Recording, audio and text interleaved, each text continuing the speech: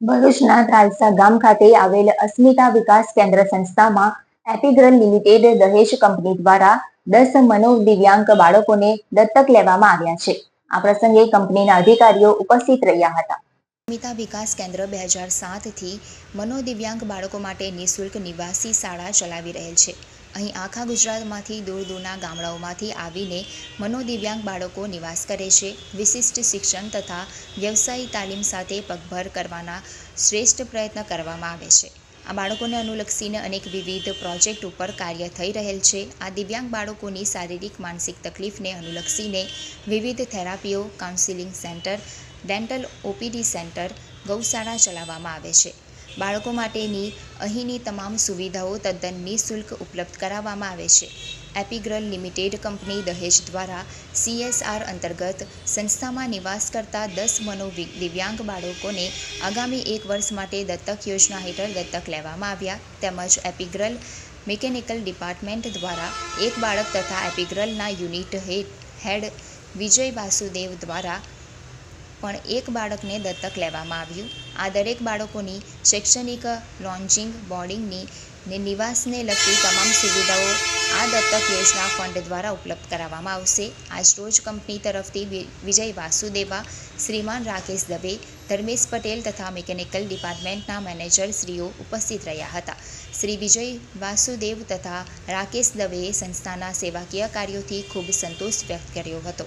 સંસ્થાના સ્થાપક શ્રી તથા ટ્રસ્ટ મંડળને સેવાકીય ઉત્તમ કાર્યો બદલ અભિનંદન પાઠવ્યા હતા. તેઓએ સંસ્થાના ટ્રસ્ટી મંડળને ડોનેશન ચેક અર્પણ કર્યો હતો. મનોદિવ્યાંગ બાળકોએ ઉત્કૃષ્ટ પ્રદર્શન રજૂ કરતી સાંસ્કૃતિક કૃતિઓ રજૂ કરી હતી. નમસ્તે. અમારી સંસ્થા અસ્મિતા વિકાસ કેન્દ્ર જે મનોદિવ્યાંગ બાળકોની નિઃશુલ્ક નિવાસી શાળા છે. અહીં આખા ગુજરાતમાંથી દરેક જિલ્લાઓમાંથી આવીને બાળકો અહીં વસવાટ કરે છે. અને અમારો મેઇન ઉદ્દેશ્ય, આ બાળકોમાં ઘણા બધા તકલીફો હોય છે, શારીરિક તકલીફો પણ હોય છે, માનસિક તકલીફો પણ હોય છે, હાઇપર એક્ટિવિટી પણ ખૂબ હોય છે. ત્યારે આ બાળકોનું શિક્ષણ ક્યાંથી શરૂ થાય તો કે આ બાળકોને જે ફિંગર્સના પ્રોબ્લેમ હોય છે, એનું જે દૈનિક ક્રિયાઓ ડિસ્ટર્બ હોય છે, ત્યાંથી અમારું એજ્યુકેશન શરૂ થતું હોય છે.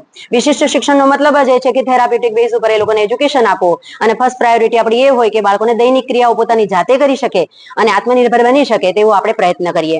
અહીં સંસ્થા દ્વારા ઉત્તમ શિક્ષણ આપવામાં આવે છે, થેરાપી આપવામાં આવે છે. સાથે સાથે 18 વર્ષથી ઉપરના જે બાળકો હોય છે એના માટે આપણે વ્યવસાયિક તાલીમ કેન્દ્ર પણ ચલાવીએ છીએ. ઓલરેડી 4 બાળકોને આપણે અહીંયા સ્ટાઇપેન્ડ રૂપે દર મહિને સેલરી પણ આપીએ છીએ. અમારા સ્થાપક શ્રી પ્રવીણભાઈ પટેલ, અમારું ટ્રસ્ટ મંડળ, અમારા પ્રમુખ શ્રી અનિયા સાહેબ તથા અમારું ટ્રસ્ટ મંડળ ખૂબ પ્રયત્ન કરે છે. આ એક ટીમ વર્ક છે. જ્યારે સંસ્થાના વિવિધ કંપનીઓ CSR અંતર્ગત જોડાય ત્યારે શ્રેષ્ઠ કાર્ય થઈ શકતું હોય છે. આજે એપિગ્રેલ કંપની જે દહેજની અંદર સ્થિત છે તે ઘણા વર્ષોથી અમારી સાથે જોડાયેલી છે. ઘણા બધા પ્રોજેક્ટમાં અમને હંમેશા સહાયરૂપ પણ રહી છે. પણ આજે એક ઇનોવેટિવ કાર્ય એ લોકો દ્વારા શરૂ કરવામાં આવ્યું છે. ખાસ કરીને યુનિટ હેડ વાસુદેવ સર અને રાકેશ દવે સરનો તથા તેમની ટીમનો સંસ્થા તરફથી ધન્યવાદ વ્યક્ત કરીશ કે તે લોકોએ 10 બાળકોને એડોપ્શન યોજના અંતર્ગત લીધા છે. દત્તક યોજના મતલબ એવો કે આખા વર્ષનો બાળકોનો જે કંઈ શિક્ષણનો, થેરાપ્યુટિક બેઝનો કે નિવાસી શાળાનો લોજિંગ બોર્ડિંગ તમામ ખર્ચ એ એપિગ્રેલ કંપની દ્વારા આપવામાં આવશે. તો હું સંસ્થા તરફથી તે લોકોનો ખૂબ ખૂબ ધન્યવાદ વ્યક્ત કરું છું. ખાસ કરીને એમના 4 એમ્પ્લોઈઝે પણ એક બાળકને દત્તક લીધું છે. સાથે યુનિટેડ વાસુદેવ સરે પણ વ્યક્તિગત રીતે એક બાળક દત્તક લીધું છે.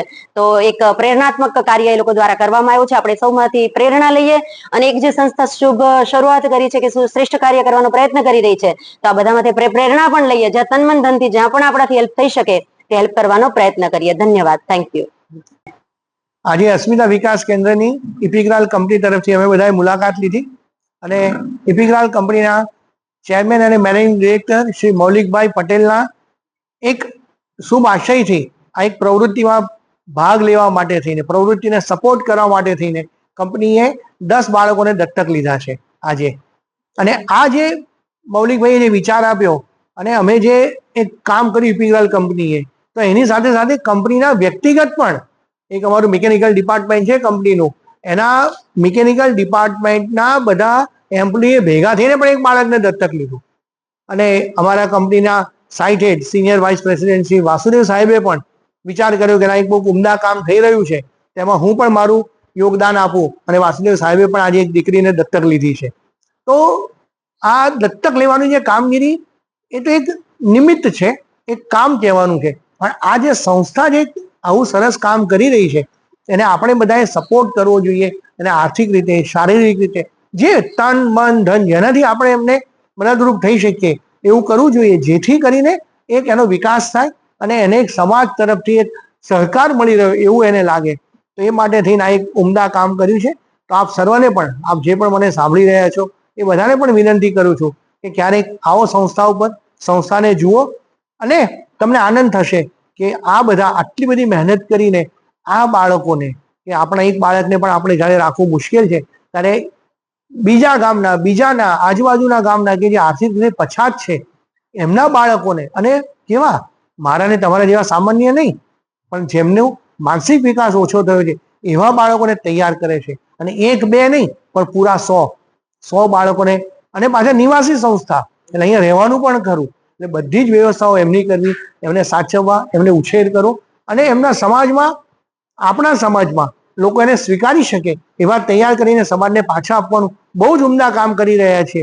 તો એને એક અમારો નાનકડો એક સંકલ્પ કરીને અમે એમને મદદરૂપ થયા છીએ. હમણાં જ અમારા મૌલિકભાઈ પટેલ છે, એમના ફાધરનો પણ ફોન આવ્યો, રાકેશભાઈ અસ્મિતા વિકાસ કેન્દ્ર પર પહોંચી ગયા. મેં કહું હા સાહેબ, બરાબર કરજો હો કામ, બીજું કંઈ જોઈતું હોય તો પાછું મને કહેજો. મેં કહું હા સાહેબ. એટલે એમના પિતાશ્રીએ પણ મને હમણાં ફોન પર 2 મિનિટ પહેલા વાત કરી કે ના ના આવું સરસ કામ થઈ રહ્યું છે તો તમે જાઓ. ત્યાં આભાર.